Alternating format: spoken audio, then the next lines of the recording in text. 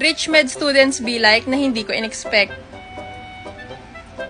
Yung classmate mo na kahit malapit lang ang pupuntahan, nakagrab pa.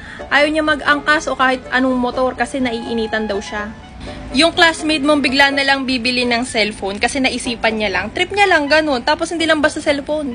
iPhone ang gusto niya, latest pa.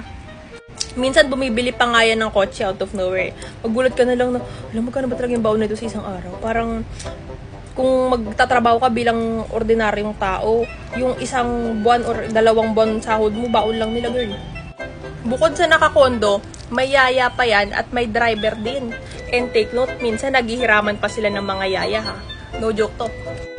May classmate kang bumagsak, pero dahil malungkot daw siya, binigyan siya ng 50,000 o kaya bagong iPad ng nanay at tatay niya.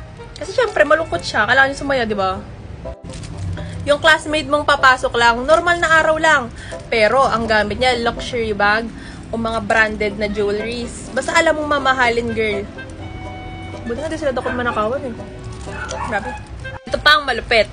During duties, magugulat ka na lang na sa kanila yung mga Raptor, Jimny, G-Wagon na nakaparking. Ay, nakala mo sa consultant, hindi. Klase mo. Eto pa, hindi sila madalas kumain sa karinderya. Kung kakain man sila doon, either kakilala nila yung nagbebenta or tambayan na nila. Kasi kung kakain sila, usually sa mga resto yan, basta yung mga alam mong kilala na medyo pricey. No joke. Tapos yung mga bahay na akala mo sa mga movie na nag-i-exist, yung mga may elevator, ganun, yung mga malalaking pintuan na akala mo pintuan ng simbahan. Girl, totoo siya. As in, talaga mag-work ka ng nulo. Pinagpalang tunay talaga. So, yun lang, share naman.